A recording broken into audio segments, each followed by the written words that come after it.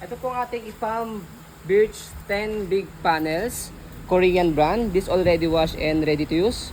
Kung di po kayo satisfied sa wash po namin, rewash nyo na lang po ulit siya. Okay?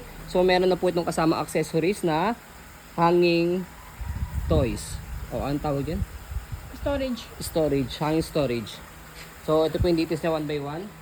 So ito, yung kanyang door panels, nasa gitna. Pwede nyo siyang ilagay dito sa gilid Ayan, depende sa gusto nyo assemble po sa kanya. Size mo na. So, sukatin natin siya sa loob. Para kung sakaling bibili po kayo ng mat po nito, magbibase po kayo sa sukat namin sa loob. Same lang din yata to 230. Ah, hindi. Okay.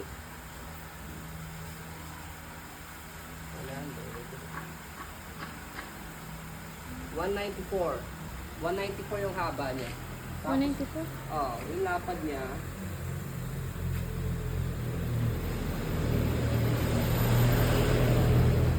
$150. Okay? 194 tapos 150. Okay? Tapos yung taas niya 62. Pare-parang sa taas. Tapos meron siyang tinatawag dito na pang stand. Ito. Pang stand. Okay? So, ito naman po yung kanyang hanging storage. Condition. So, yan po yung condition niya. So, expect minimal scratch siya dahil pre-lab po ito. Ito matatanggal to, hindi lang po namin na sunrox. Ibababa nyo lang yung sunrox yan. Saka brush na matindi. Kaya, Hindi lang po nawash ng hobby ko. Kaya again, sabi nga po namin, kung di po kayo satisfied sa wash po namin, rewash nyo lang po ulit siya.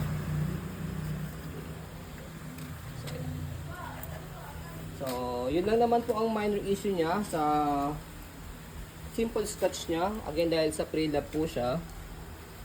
Okay, so kompleto naman yung kanyang mga stand na bilog. So, kompleto yan. Okay, and then, eto, this one, sa part na to. Okay, ito, sa part na to. Okay, so gawa niya na siya ng paraan. So, pwede to, yan. So, Hindi naman siya natatanggal, Daddy. hindi naman. Pero ito sa part na to, mas maganda, dapat pala, doon ko na siya nilagay sa dulo. Hindi. Sa merong naka sa bahay ninyo, sa merong Sandal. nakasandal para hindi nagagalaw itong part na to. Okay. Anong pwedeng remedyo dyan? So, yun lang naman. Wala, ganyan na siya. Yan. Okay. Lalagay lang siya sa part na pwedeng Pwede nasasandalan. palang 8 panels lang yun, Daddy. Oo. Magbabawas ka ng ano. Yes, pwede naman siya 8 panels. Depende yan sa magiging size ng playroom ni baby. Okay? So, babawasan nyo lang siya. Pwedeng itong dalawa, tatanggalin po ninyo. Okay, mas maganda, tanggalin nyo na lang yung itong dalawang set. Itong medyo maliit. Kasi ito mas malaking part na ganito. Yun nga yung may issue. Ito pala. Dalawang ganito lang tatanggalin nyo. Okay? So, para at least medyo maliit siya ng konti. Ayan. Pero again, this one, pwede naman, kung sakaling gusto po ninyo, i-move nyo na lang siya sa part na merong pwedeng nasa corner siya. Kunyari, nasa bato siya o nasa kahoy, sa corner, pwede siya. Para hindi siya nagagalaw. Okay? Tapos check natin yung door panels niya. Ayan. Lock. Ayan. Lock siya. Okay? Okay? Tapos this one, ito, nilagyan namin siya ng styro dito. Yung ganitong type ng styro. Okay, para mas ano siya, mas intact siya. Hindi matatanggal yung tawag dito, yung door niya mismo. Okay?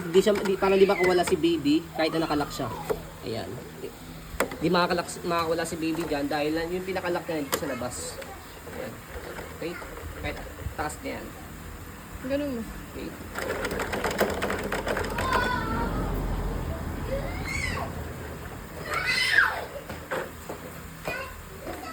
Normal lang yung nagaganyan. Oo.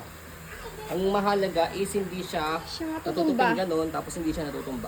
Kung gusto nyo mas fit, ang talaga foam na makapal. Para fit na fit siya, pwede kayo magpasadya dito ng pinaka-foam niya. May Kasi nabibili. sa ganitong type ng playpen, dahil malaki siya, pwede na siyang higaan ng mga parents. Nandiyan na rin si baby. Okay? Yun lang, okay na.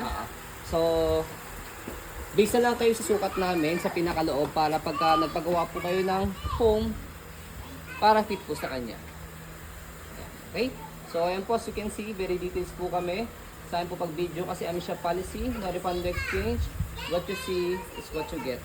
So, ayan po, maraming salamat. Have a nice day and God bless po.